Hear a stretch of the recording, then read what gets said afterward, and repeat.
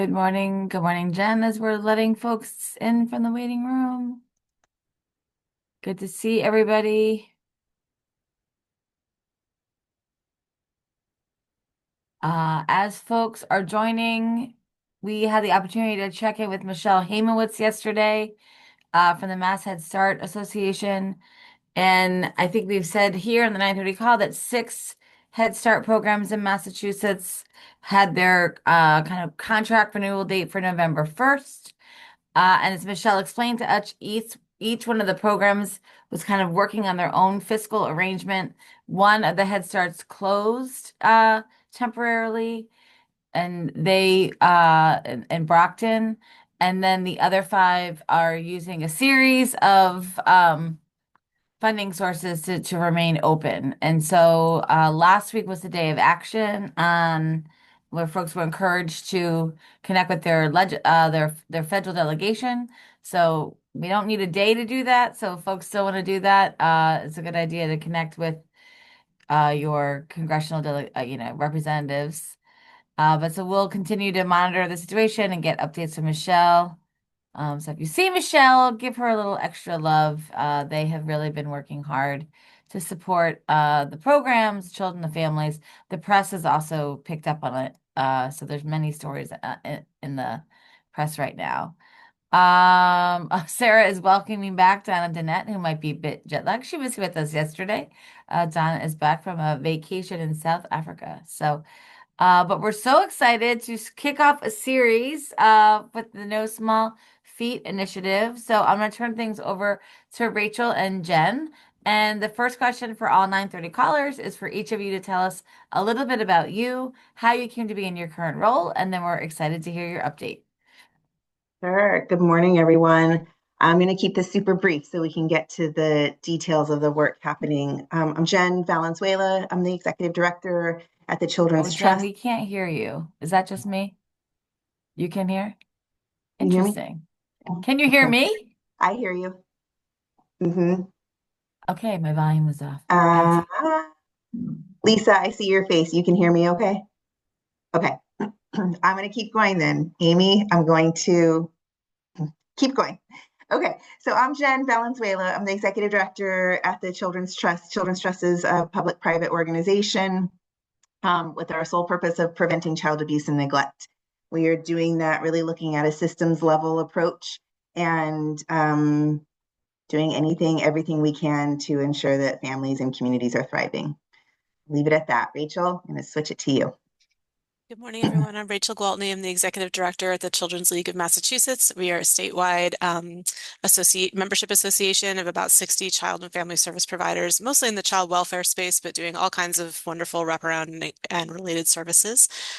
So glad to see you all. And yeah, I got started. A lot of my career was in public education, after school and summer programs. So early ed is definitely one of those areas that I have a lot of fondness for. Great.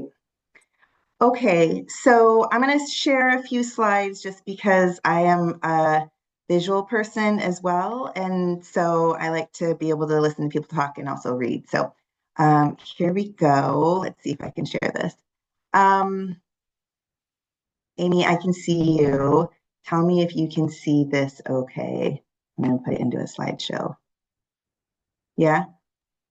Okay, Yep, great. now it is. Okay, fantastic. So we are, well, let's see here. Let me back up a little bit. I do this work for all of these kids up here at the top of the slide. My whole career has really been around kids and families. I'm a public health clinical social worker, and I'm just coming off of watching this video, this DEI video yesterday called Seeing Red. The Department of Youth Services has created this video and called Changing the Narrative. And we talked a lot about manifesting our rage. And so I think this is how I manifest my rage is through making our systems better for kids and families. So earlier this year, we have a new federal administration, and many of us were asking the questions, what are we going to do? We're concerned. What are the, pending cuts that were about to be happening for us as a country?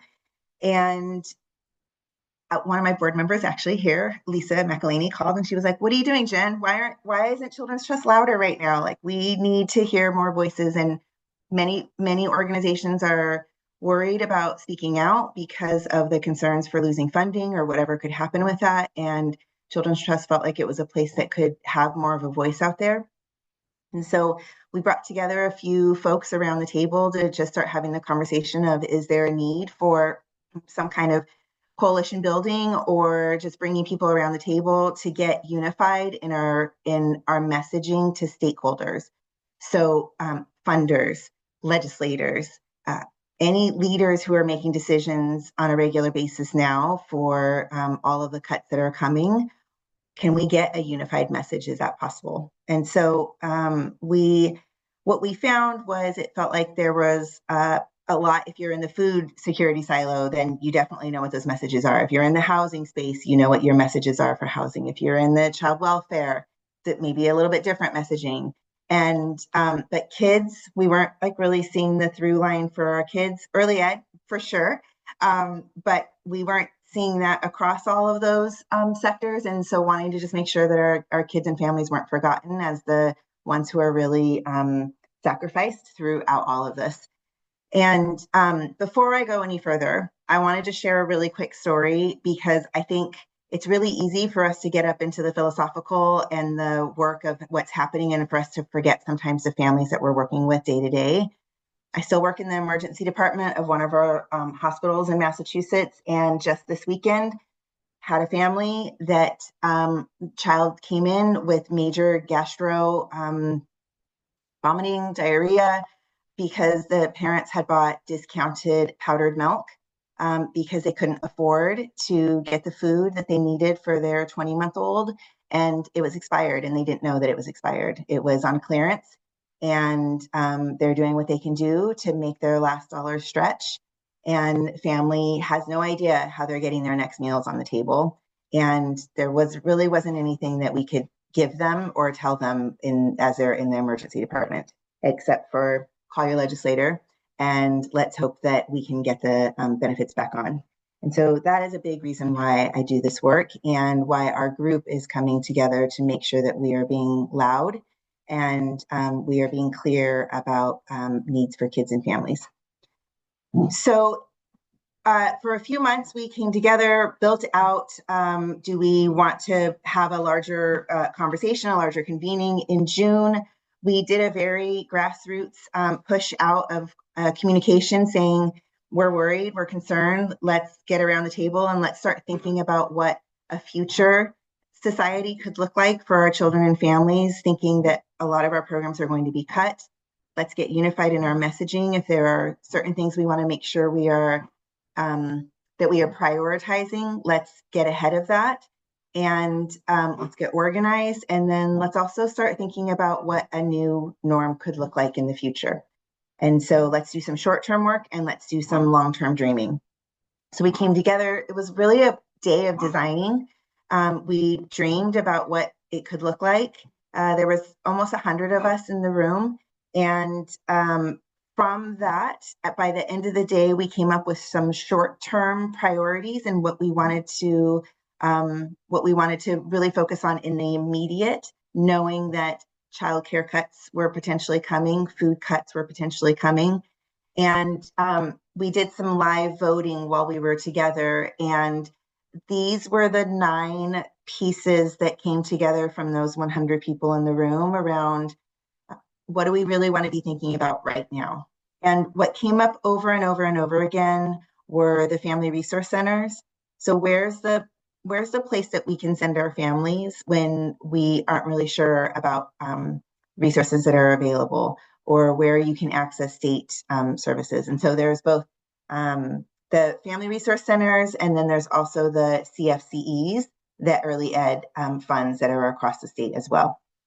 And so we just did a live, very, very scrappy voting there in the moment of here's what we're seeing across the room. These are the themes that are coming up with what people on the different tables are saying. Where do we want to focus? And so I'm going to pass it to Rachel, who can take us a little bit deeper in what's happened since June. Yeah, so we're continuing to look at these priorities and think about, what is the work that's happening currently in the Commonwealth that we can plug into and really lift up so that we're building on stuff that's already happening. FRC. So FRC is a Family Resource Center. Those are programs that are funded by the Department of Children and Families, and they are both they were sort of started as a place to really support families who have children who are struggling with school-based issues and um, kind of those types of issues. But especially during the pandemic, they've kind of evolved to become a little bit of a one-stop shop for all kinds of things that families need help with. And so they are one example of these places where we want to just be able to send family that says, I need help with, it might be two or three things. I need help with childcare. I might need help with filing for rental assistance. I might need help getting, re-enroll, especially now thinking about, redeterminations for SNAP and things like that. So these are all, family resource centers have kind of become that type of a place. But this idea of where is it that families can go for help without being, um, identified, into the DCF system or sort of targeted or shamed or any of those things that, there are barriers to asking for help.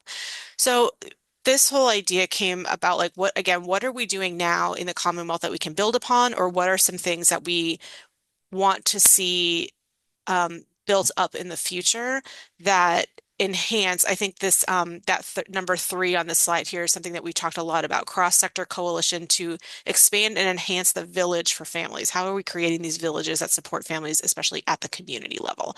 Um, so we, as No Small Feat, kind of t take a, are taking a look at these priorities and thinking about what are the things currently happening that we can build upon, and then what is the information sharing that needs to happen across sectors to support all of us coming together around children. So these priorities are what we're doing. Like Jen said, this is sort of the immediate work happening right now. So there's work happening now to do a reprocurement of the family resource centers, which we'll talk about in a future call. There's work happening that the Children's Trust is leading around preventing neglect, so identifying those families who too often get funneled to the DCF system when actually what they just need is help for issues related to poverty. And then what is the data and technology behind all of that that helps us do better across systems and support families who are, we're talking about the same families who are need SNAP. They are also at Head Start. They are also, being identified in the DCF system. They're the same families across the board in many cases that we're talking about. So how do we better do some of that connection from a technology standpoint at the state level so that it's not on the family to have to go look for every single individual resource? So that's sort of the immediate work that we're doing, and you'll hear us come back to the 9:30 call in the next couple of few weeks to talk more about these priorities and how we're digging into that work specifically with the group. And then, so what No Small Feat is really kind of focused on is these three functions: convening partners across systems. So that's the work that we did in June and what we're, looking at doing again coming up in 2026. Again, connecting the data around the families in need, the funding streams, and what does that look like, and telling these stories about what families are experiencing so that we can, for me as a person who spends a lot of time advocating to the legislature, how are we talking to the legislature about these needs and what kind of funding is needed across systems? And then communicating, like Jen said at the beginning, making sure the whole wide world knows about this, the impact for children and the urgency that we need to address these challenges. I think back to the meetings that we had in like February, and that's just the shock that we all felt back in January, on January 20th, January 21st, and those changes that were happening, and compare that to where we are now, and just we're seeing all of those ripple effects really start to hit families in a real way. And so um, continuing to be strategic about the communication about that impact and how we need to be responding as a Commonwealth. That's the work that we are trying to do as a coalition.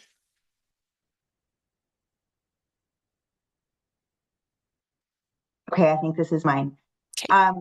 So what we are looking to do next is go deeper and in each one of those three priorities with the 9:30 call so that we can just give a little bit more context and a little bit more information. Um, this is really just trying to give a quick, brief overview of what happened. And then, what was really beautiful was Amy came to us afterwards and was like, "Hey, let's let's work together, let's collaborate," which is like, yes, this is the whole purpose of what we're looking for. And her saying, "We have this platform here. There's an audience, so let's bring whatever it is that you're doing and bring that together." And so the more and more that we can come together, if there are other people out there that are already doing this, that are across the multiple sectors for kids, we don't very much, we're like, we don't have to lead this. We're happy to just join along and support and be some of the power behind to help things get across. And so if there are others out there, be in touch, let us know. Pat, if you can put the site into the chat so then people can know how they can sign up to just know about future convenings and any of the communications that may be coming on, that would be great. So we will talk more about the Family Resource Centers. I saw in the chat that people were asking what FRCs are. So Rachel talked about that a little bit. We'll go much, much deeper into that as Rachel and I are on what I call the redesign team with DCF, and really grateful they opened it up for outsiders to be a part of that redesign process, the re-procurement process. And so we will come back to the group and just talk more about that for really the vision of what that can be for our families and how there can be the centers for children and families to go to. The next one, we'll come back and talk a lot more about the initiative for us in reducing neglect. So more coming from there as well. And then the technology piece, for which we'll see more on December 9th. And then I believe, Amy, I just saw you put in the chat too that there's not very many December dates. So I think we also have one in January as well. So popular spot to get on. So get on soon. The last piece that we are considering, so the steering committee of No Small Feat is also talking about long term. So these three priorities really are about right now, what's in front of us, what do we need to be thinking about as cuts are happening. The future, what we want to think more about is there a possibility for New England state collaboration and to have an even larger voice with the stakeholders and the people who are making the decisions? Also, and when I say making decisions, that doesn't just mean at the White House or in Congress. It means like our state legislators. It means our philanthropists. It means people at the state agencies that are having to make decisions on budgets. It means nonprofit leaders who are making decisions every day on what they're doing with their budget decisions or not. It means the Head Start programs that just had to make those decisions of the funding and what was possible and what was coming their way. So every day, leaders are having to make hard decisions. And so how do we make sure that this consolidated voice is the last voice that they've heard when they're having to make decisions, and it's hopefully helping them make decisions that are to benefit children and families. So can we get a louder voice about this across New England?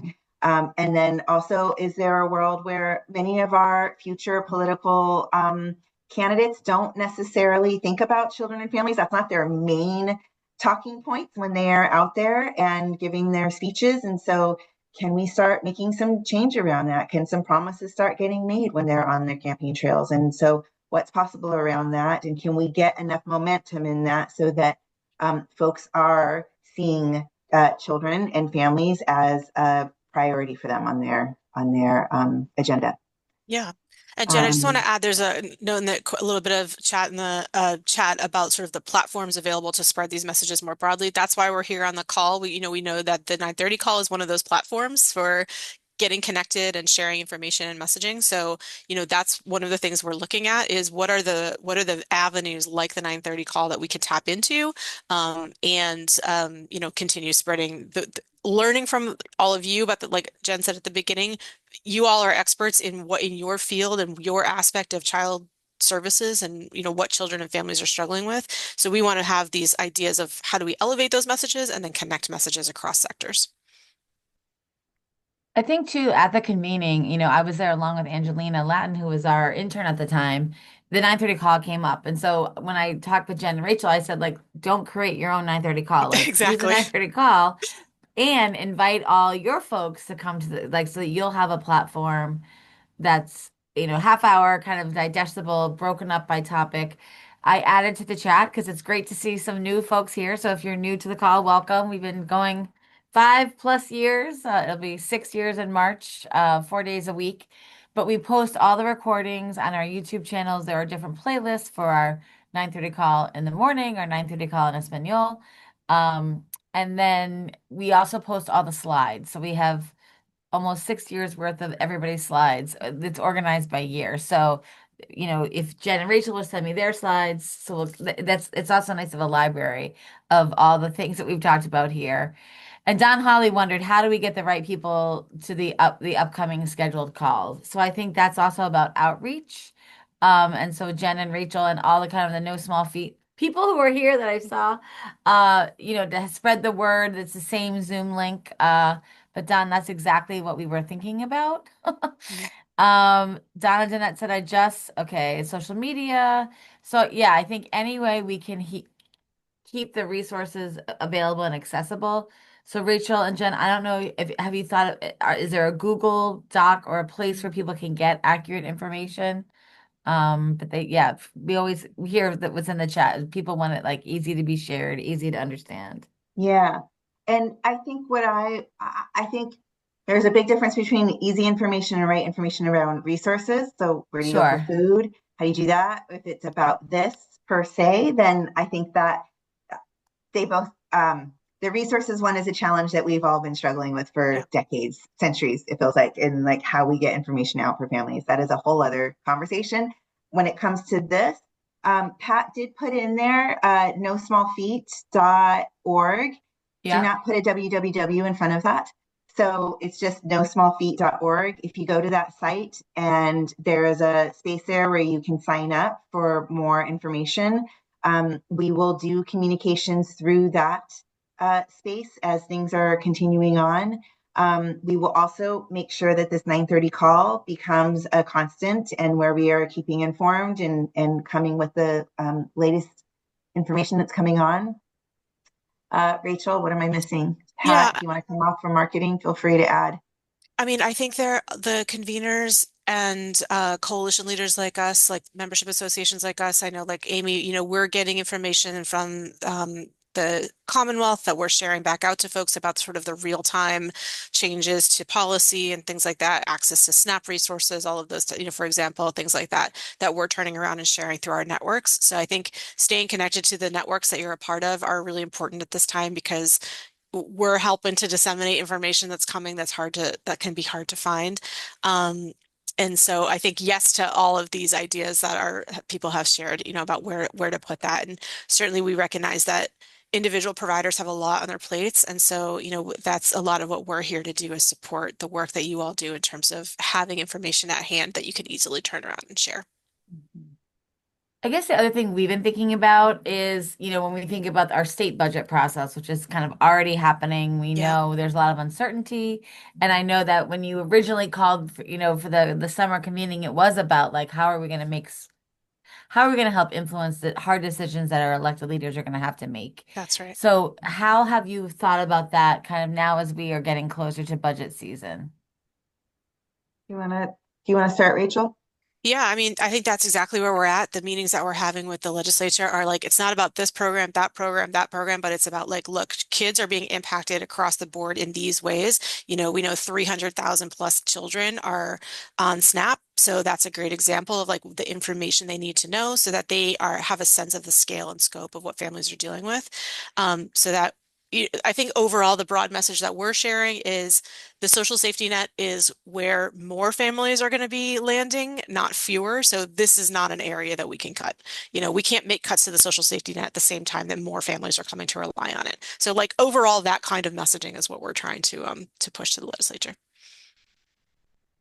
I think what I'm worried about is like there are going to be cuts. So can Uh-huh. we get together as like a Exactly. people who care about these issues and say, I've been in conversations and people said, can we agree that it's like people need housing, people need food, and I think Food. because I was at the table, they said childcare. I said I think healthcare. So I think Yep. how can and I think we'll be continuing to have those conversations on the call. here, because I think often that's kind of what we hear back, as you know, from legislative leaders. Are like, okay, well, tell me what to do. Like, what should we Uh-huh. do? And I think we have to stay strong in the message and the impact. I think that's with SNAP and Head Start. There have been real numbers out there about what that looks Exactly. like. I think I saw Don DeStefano on the call, like 1 in 5 kids are on SNAP. I saw her that on her social media yesterday. So just how we are talking about the impact, because I think that's it's easy to start splintering, right? And say, oh my God, we have to have X, Y, and Z. But what That's could right. that look like if we all came together? That's right. But hi, Don. 9:30 call out when you're off camera, of course. I love that. No, no, no, no, it's great. I mean, I do think the fracturing though, Amy, just because you did call me out, the statistics of the number of families, Springfield has 47% of our families in Springfield are SNAP recipients. Right, That is a huge number of people. right. So I think it's easy to lose sight of everyone else Sure. when you're so stuck in a community too. So I It's so appreciate hard. All right, Rachel and Jen, any last words? So we are so excited that we were able to find dates that worked for you through November and December and for the team. And I also posted that we put everything in those folders and the slides and the recordings are on YouTube. And yes, I think we try to get the email out, on Friday for the next week. And we do that just because sometimes things are very fluid with calendaring. But as soon as we kind of get that date, so look for the emails for the kind of the next week on Fridays, and please share the emails. We love, 9:30 call is open to everybody. Everybody belongs on the 9:30 call. Um, so please continue to spread the word. But I'll give Rachel and Jen, I'll give you the last words. Um, get some food in people's homes right now. That's the biggest priority right now. So check on your neighbors, check on the neighbors with the kids. If you have anybody helping you in your home, a nanny, a caregiver, whomever it may be, ask them, support them, food pantries, whatever it is that we can do to help. If you're at the grocery store and you see someone and you can add a few of their groceries to their bill, then to your bill and help out. People are really struggling right now. 100%. There's a question in the chat. Has the commissioner and EEC been invited? So Commissioner Kershaw comes on the 9:30 call once a month, but I know the Children's Trust sits in a very unique position in relation to a lot of the state agencies. So I'm sure you've been working with each of those commissioners and their departments. Very closely. Was at a table all day yesterday with secretary, commissioners, education, and all of this comes up on a pretty regular basis. So yes, Yeah. we will definitely, Great. we'll make sure we start pulling in those commissioners too as we're having this specific conversation. So Yeah. we'll And I definitely do think, that. and I think in our future meetings that we'll be a part of, you'll hear more about how we work directly with the state agency leads to, you know, Great. move some of this work forward at the agency level. Yeah. Excellent. Well, the other part of the follow-up is I'm going to send Jen and Rachel the chat, so they'll have all of the Great. comments and questions, so Great. you'll have that information. Folks, thanks so much for joining us today. And I want to say one more Uh, thing, Amy, oh yeah, thank you for modeling what it is to collaborate. Massachusetts is not the best at that. And so like, thank you for leading in that and really showing of like tables big enough, folks, like let's get together around this. We're better together. So thank you. thanks, Jen. All right, we will see you tomorrow. Wow, that's a big clap. Whoa, Eliza, that was exciting. Thanks so much and for all the work that everybody is doing every single day. It's great to have a half an hour to come together every day to check in, be It together, is. and then get back out there doing the work. So we will see everyone tomorrow on the 9:30 call. Have Thank a you. good day. Great. Thank you.